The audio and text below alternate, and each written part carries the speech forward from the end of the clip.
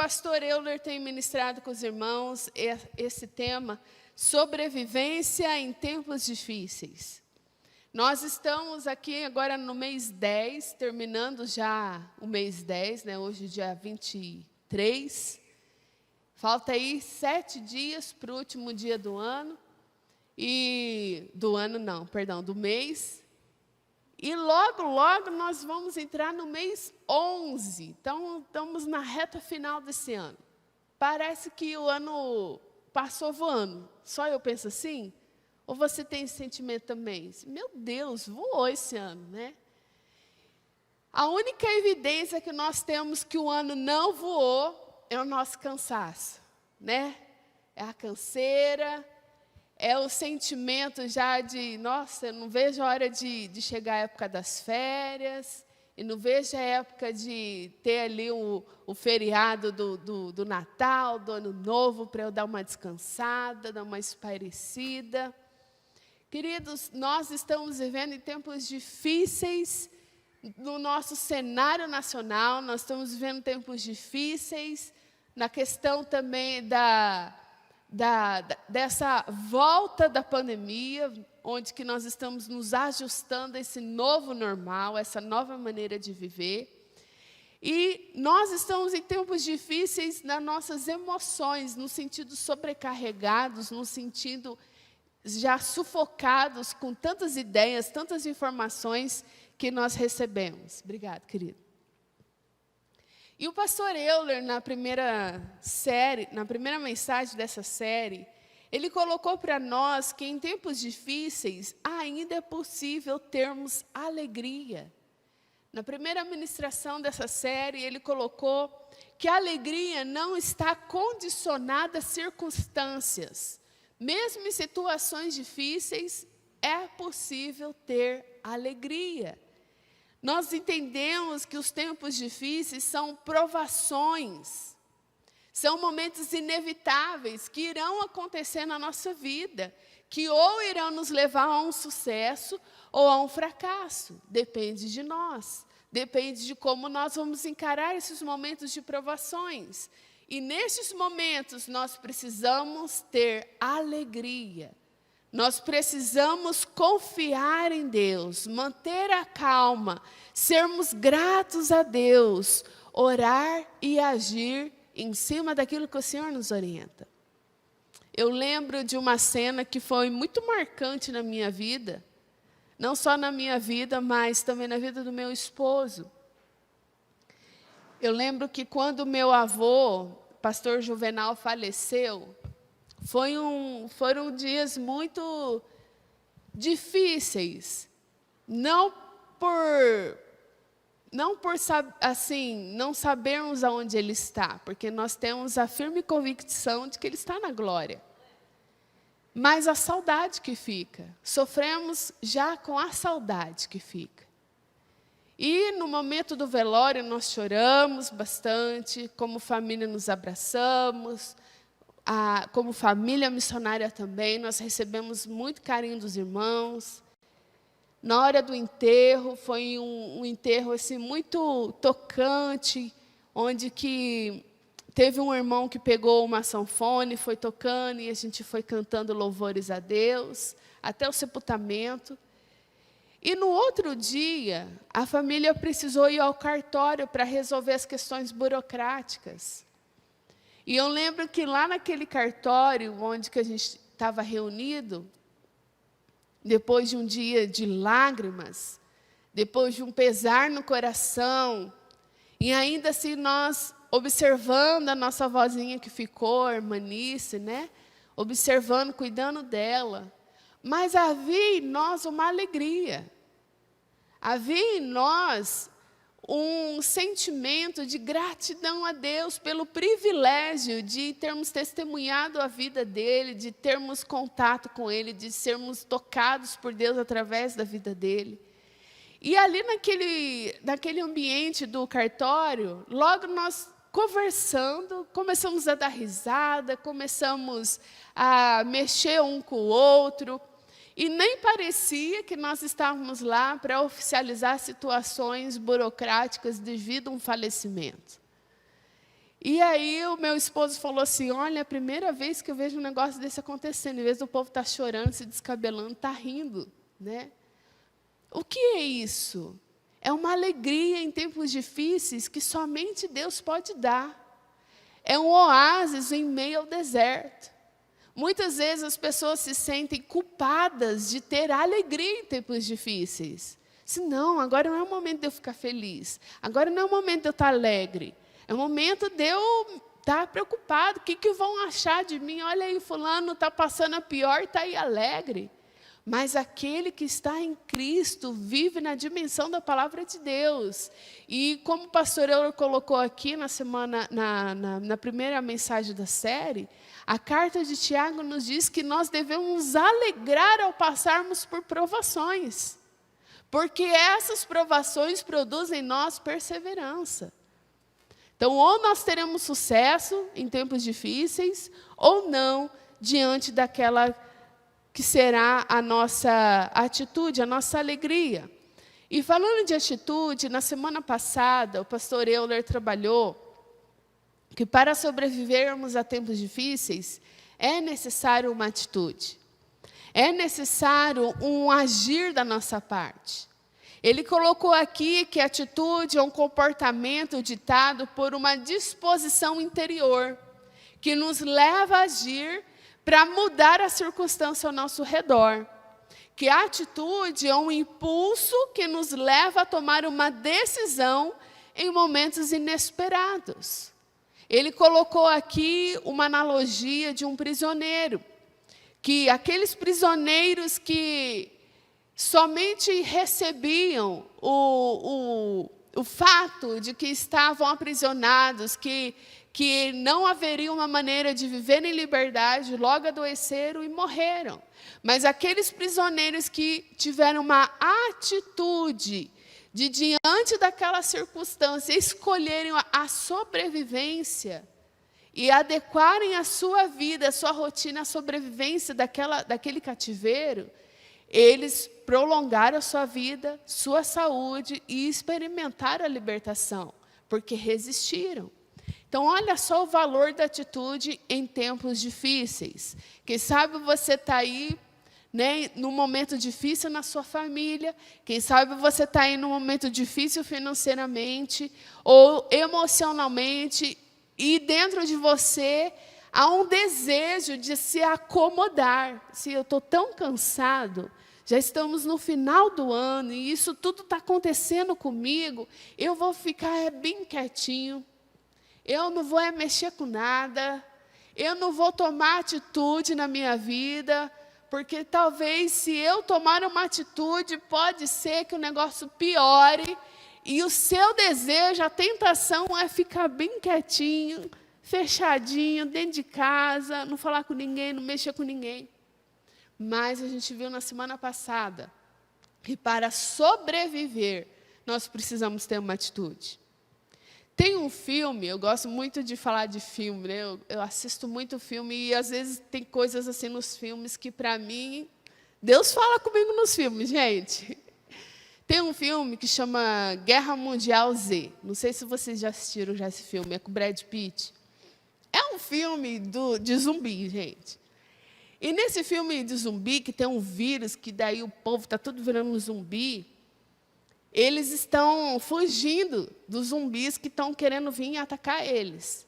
E eles chegam num conjunto de apartamentos, ele e a família dele, e eles conseguem entrar dentro de um apartamento de uma família que também ainda não tinha sido infectada. E está chegando aquele monte de zumbi, parece um monte de inseto vindo para pegar eles. O pai da família que era residente do apartamento fala, vamos ficar aqui quietinho, vamos ficar aqui parado. Já o herói do filme, que é o Brad Pitt, fala, não, a gente precisa ter uma atitude, a gente precisa se mover. Ele é um biólogo no filme e ele fala, movimento é vida. Movimento é vida.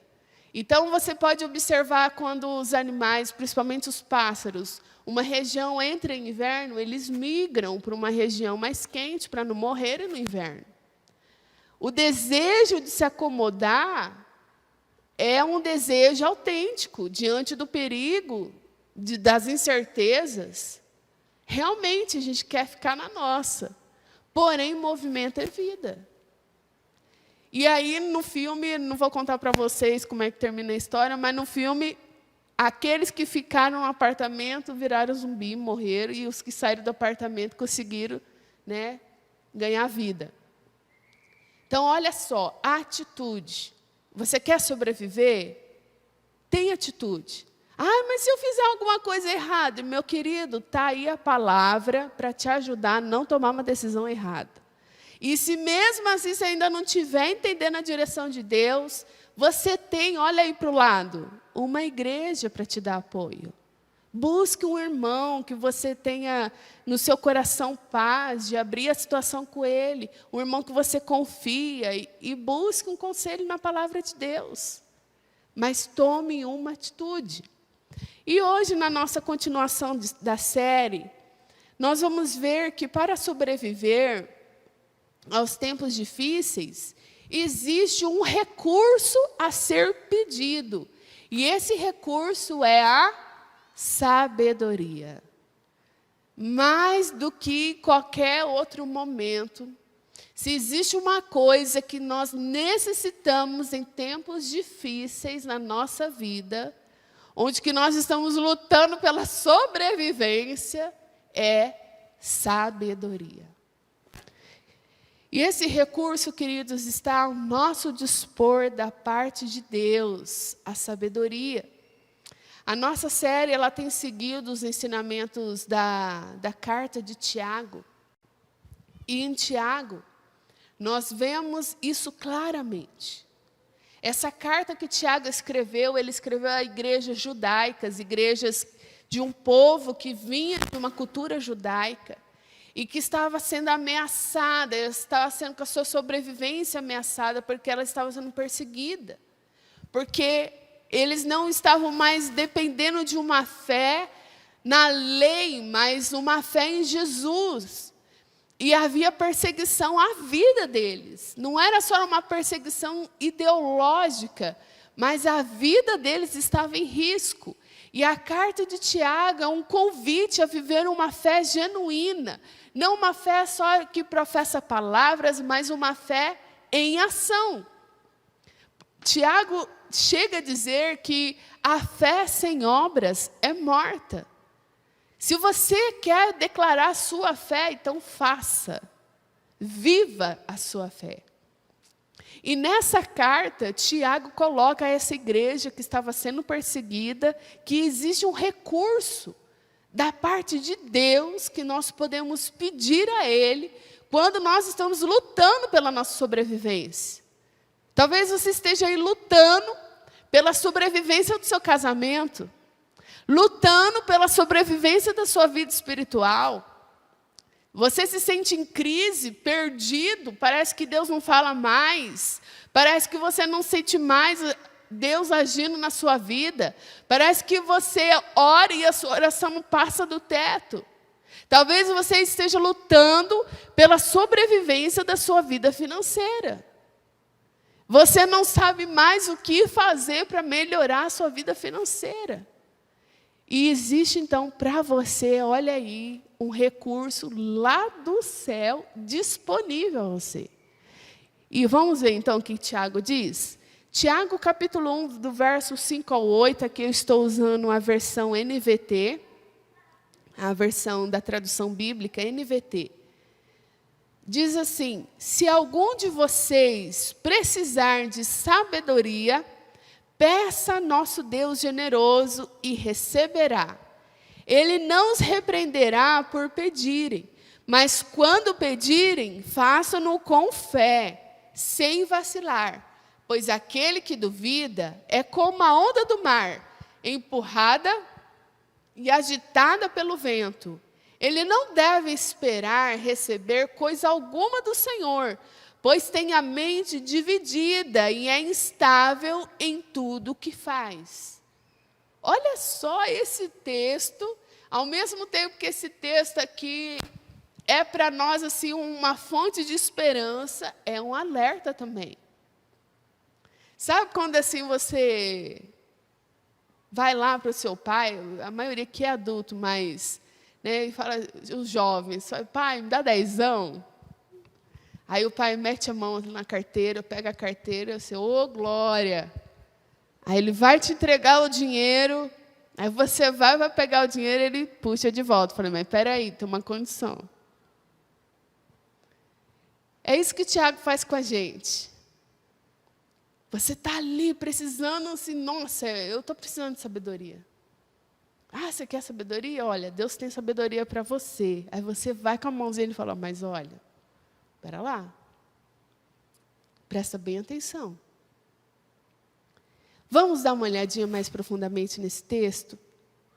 Querido, se você é como eu tenho certeza que na sua vida houve momentos, ou é um momento, em que você já se sentiu confuso a respeito do que fazer. Eu já me senti assim. E é tão difícil momentos assim, porque às vezes a gente até busca aconselhamento com pessoas de nossa confiança. E aí as pessoas de nossa confiança, cada uma tem uma ideia, e você continua sem saber o que fazer. Já aconteceu isso com você? Disse, meu Deus, e agora? Será que eu falo ou não? Será que eu aceito essa proposta ou não? Será que eu saio desse emprego ou não? Será que eu aceito essa promoção ou não? Será que eu saio desse grupo de WhatsApp ou não? Você fica sem saber o que fazer nesse momento difícil. Agora eu gostaria que você imaginasse essa figura paternal de Deus que tem para te dar. Ele não vai dar só 10 para você. Ele tem um cheque em branco para te entregar. Ele tem para você um recurso ilimitado de sabedoria. Com esse recurso, você pode perguntar o que você quiser para ele. Você pode perguntar para ele onde que você deve morar, como que você administra uma crise na saúde, como você lida com uma perda no emprego, ou pelo menos como que você vai dar conta de sobreviver essa semana. Você tem aí acesso ilimitado de sabedoria. Contudo, há uma condição. Você tem que se comprometer de antemão a seguir a sabedoria que Ele dá. É isso que a carta de Tiago nos orienta lá no capítulo 1, do verso 5 ao 8. Deus tem para você, Ele não vai te repreender por você pedir, está ali, está disponível. Porém, se você quer, você tem que de antemão se comprometer a seguir o que Ele vai te dar. A leitura da palavra que nós fizemos hoje nos diz que essa condição, desse comprometimento, há duas condições. A primeira condição para você receber a sabedoria de Deus é crer. Você deve crer. Eu devo crer. Crer em quê? Crer que Ele tem sabedoria para dar a mim. Crer que Ele pode me dar essa sabedoria. Às vezes nós pensamos que sabedoria está ligado à inteligência. Sabedoria não é inteligência. Todo ser humano é inteligente, alguns mais, alguns menos, mas todos são inteligentes. Deus nos criou a sua imagem e semelhança. O que nos difere dos animais é a inteligência. É a capacidade de pensar. É a capacidade de pensar sobre o que você pensa. Filosófico agora, né? Isso é inteligência, de planejar. Agora, sabedoria é diferente. Sabedoria não é inteligência. Sabedoria é um dom de Deus que muitas vezes pessoas que tiveram privações para alcançar um conhecimento histórico-científico, não tiveram oportunidade, mas que transbordam sabedoria. Você já se deparou com alguém assim? Uma pessoa que às vezes não teve recursos para frequentar uma escola, para ler um livro, mas que transborda sabedoria? Como isso? Porque sabedoria não está ligado a conhecimento científico, a fórmulas. Sabedoria não está ligada a você ter um melhor professor do mundo ou não, ao teu melhor coaching, ao melhor mentor. Sabedoria está ligada à pessoa de Deus. Ele é a sabedoria. Ele é a fonte de sabedoria. E Ele diz, através da sua palavra, que está disponível a nós. Precisamos pedir, mas para pedir nós precisamos crer. Você deve vir a Deus com fé. Isso implica um pedido definido. Quando nós vamos orar pedindo sabedoria ao Senhor, você deve especificar para Ele: Senhor, meu desejo é ter sabedoria para vivenciar esse momento. Sabedoria para saber como agir em determinada situação. Especifique ao Senhor. Olha só o que o texto que nós lemos diz, lá nos versos 5 e início do verso 6. Se algum de vocês precisar de sabedoria, peça ao nosso Deus generoso. Olha só, gente. É uma sabedoria que vem com a generosidade de Deus. Ele não vai dar ali, só um pozinho para você. Ele vai despejar a sabedoria em você. E receberá. Ele não os repreenderá por pedir, mas quando pedirem, façam-no com fé. Fé, queridos. E o que é fé? O que é fé? Hebreus 11, capítulo 11, verso 1, diz para nós que a fé mostra a realidade daquilo que esperamos. Ela nos dá convicção de coisas que não vemos. Quando nós pedimos sabedoria ao Senhor, nós devemos pedir na certeza de que receberemos. Pedir na certeza de que mesmo que nós não estamos vendo, mesmo que isso não nos modifique fisicamente, está ali a sabedoria do Senhor, pronta para nós, disponível a nós.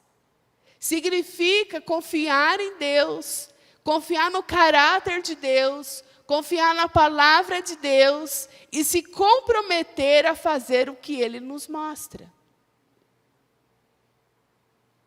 Porque se você pede a Deus sabedoria para você sobreviver a essa situação difícil que você está passando, ou de que você ansiosamente já está sofrendo porque você sabe que você vai passar por alguma situação, você deve ter fé de que o Senhor, naquele momento, irá te dar sabedoria. Você deve ter fé de que diante daquilo que o Senhor te iluminar, você fará. Por isso, queridos, defina no seu coração a sua oração. Senhor, me dê sabedoria. Senhor, me ensina a viver esses dias. Cada dia, ao se levantar, agradeça a Deus. Senhor, obrigado por esse dia. Me dê sabedoria para eu vivenciar essa oportunidade que o Senhor está me dando. Cada dia que você acorda com vida, o Senhor está te dando uma oportunidade. Existe diante de você uma série de oportunidades maravilhosas da parte de Deus. Mas você acessará, você terá acesso a essas oportunidades se agir com sabedoria. Por isso, peça a Deus, Senhor, me dê sabedoria para eu vivenciar esses dias. E nisso, queridos, você deve crer. Crer de que virá a sabedoria do Senhor para você. Para ilustrar isso que eu estou dizendo, queridos, eu gostaria de compartilhar um testemunho com os irmãos. Eu sempre oro assim: Senhor, me dê sabedoria para eu vivenciar as oportunidades desse dia. E um dia, subindo aqui, vindo para a igreja, não me lembro, acho que era um domingo. Foi um culto de domingo que eu estava vindo. O Espírito Santo me colocou uma oração no coração. Senhor, me dê olhos de amor. E eu fiz essa oração: Senhor, me dê olhos de amor. E vim subindo aqui a rua de casa para chegar até aqui na igreja. E depois eu fiquei pensando: mas por que olhos de amor? Eu estou indo para a igreja, eu amo todo mundo que está ali na igreja, são meus irmãos queridos. Por que o Espírito Santo colocou essa oração para mim? Será que tem a ver com amanhã? Amanhã eu estou indo, vou trabalhar e eu vou atender alguma criança que eu vou precisar exercer olhos de amor, ou vou ter contato com algum pai, com alguma mãe? O que é? E fiquei assim, pensativa. Não demorou muito, queridos, entrou um andarilho na igreja. E aquele andarilho entrou, e ele entrou assim, com muitas características de uma pessoa embriagada. E eu pensei assim: quer ver esse rapaz começar a fazer stand-up aqui atrás? E aí eu olhei assim para ele e disse: eu vou ter que ficar de olho nele, porque se ele começar a mexer com alguém, ou então fazer barulho, eu vou ter que chegar nele e dar um quieto facho nele, né? E aí ele veio, pegou a cadeirinha dele ali, botou num cantinho bonitinho.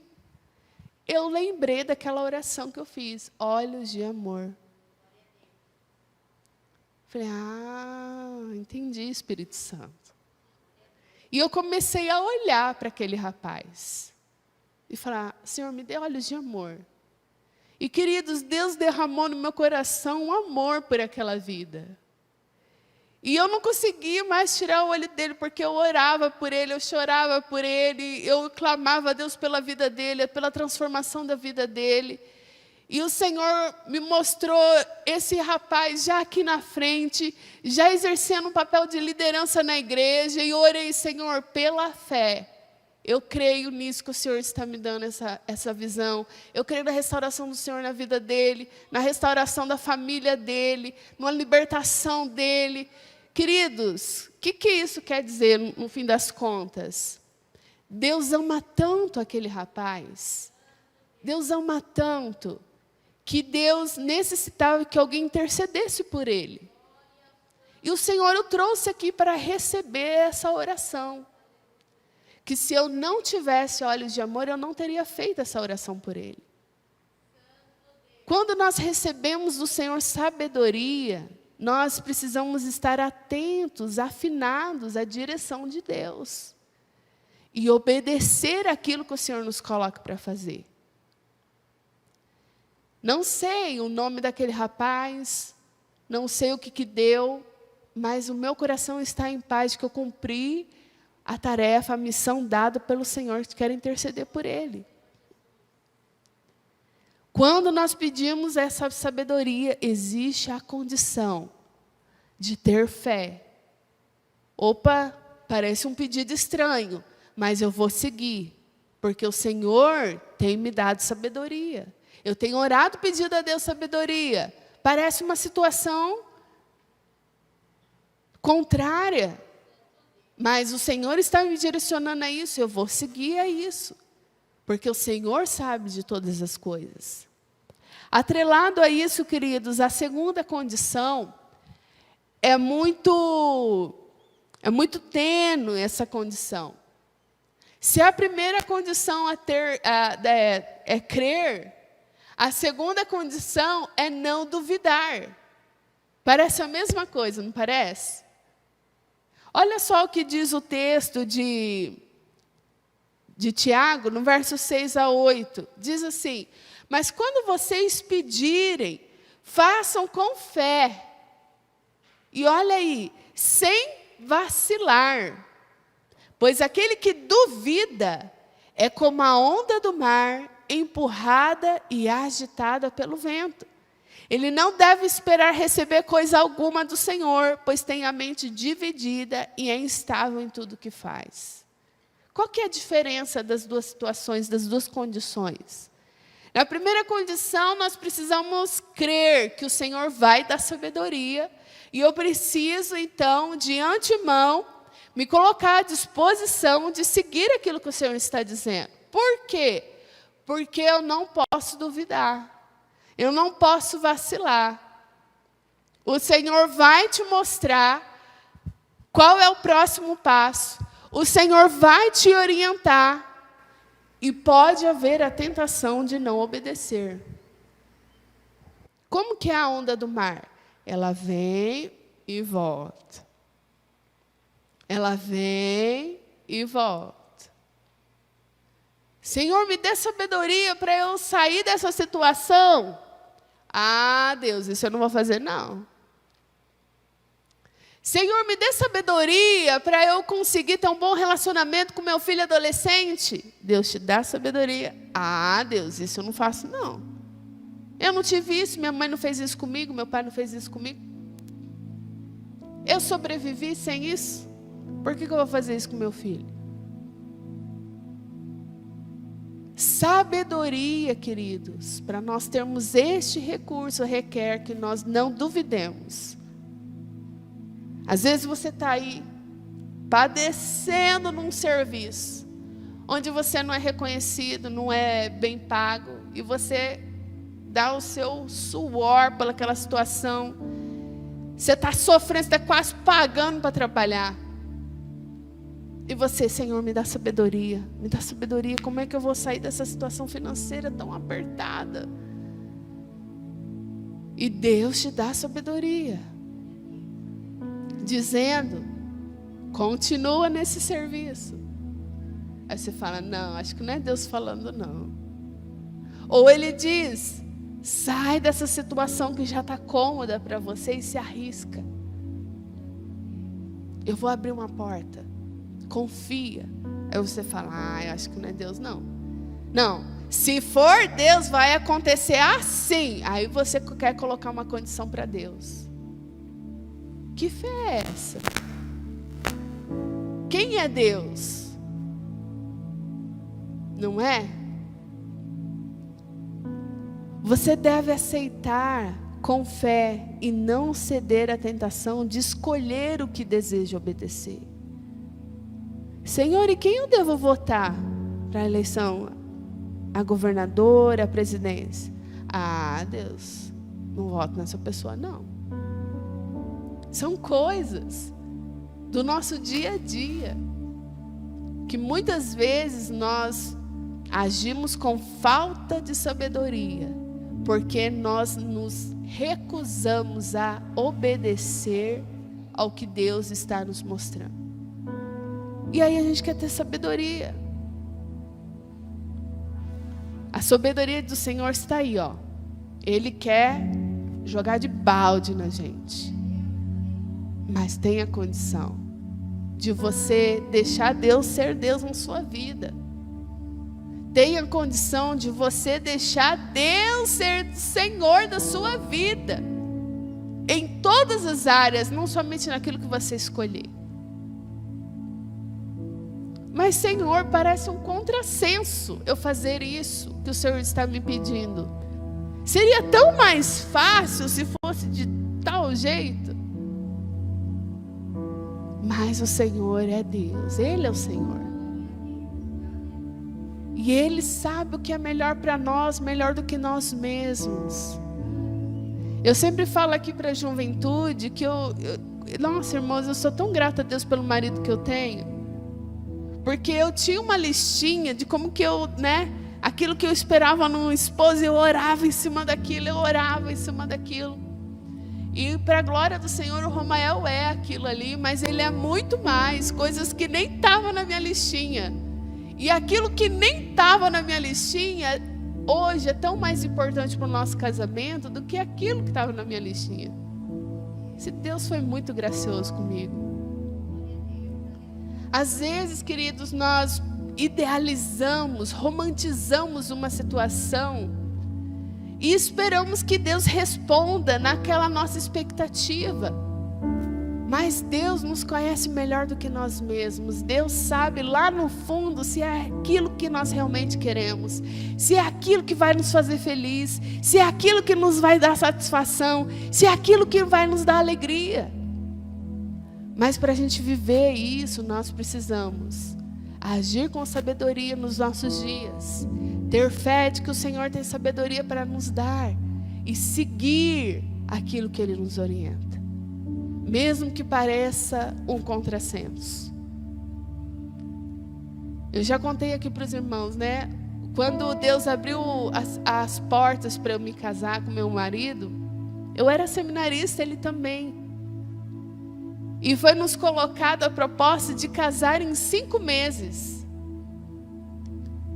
O que nós recebíamos era o suficiente para passar um mês, não tinha o que guardar. A nossa família não estava esperando que a gente iria casar dali 5 meses. Ninguém estava financeiramente preparado. Existia o sonho de casar na igreja, ter um vestido de noiva. Existia o sonho de recepcionar os convidados. Mas como? Mas o Senhor nos deu essa direção. E nós assumimos o compromisso do noivado perante Deus, perante a nossa família, perante as nossas igrejas. E queridos, milagre. Casei de noiva, vestido primeiro aluguel, do jeito que eu queria o vestido. Decoramos a igreja, recepcionamos os convidados. Claro, tudo de uma maneira simples, modesta, mas perfeita. Minha casa mobiliada. Deus é fiel. Ganhamos a nossa lua de mel. Sabe o que é você casar e no outro dia você não está devendo R$1? Não está devendo R$1. Casei assim. Mas parecia uma loucura, parecia um contrassenso. Mas se Deus está te orientando, se Deus está te dando sabedoria, se existe no seu coração paz da parte de Deus, segue. Mesmo que pareça um contrassenso, mesmo que pareça que pessoas vão ficar chateadas com você. Você sabe que você está fazendo algo que o seu Deus te orientou. Por isso, queridos, para nós concluirmos, hoje Deus tem para você um recurso para a sobrevivência em tempos difíceis. E é sabedoria. A sabedoria não está ligada à escolaridade dos seus pais. A sabedoria não está ligada à sua escolaridade. As oportunidades que você teve nessa vida ou não. Está ligada ao Deus que você serve. Ao Deus que é o seu melhor amigo. Ao Deus que em espírito vive dentro do seu coração. Por isso, peça a Ele sabedoria.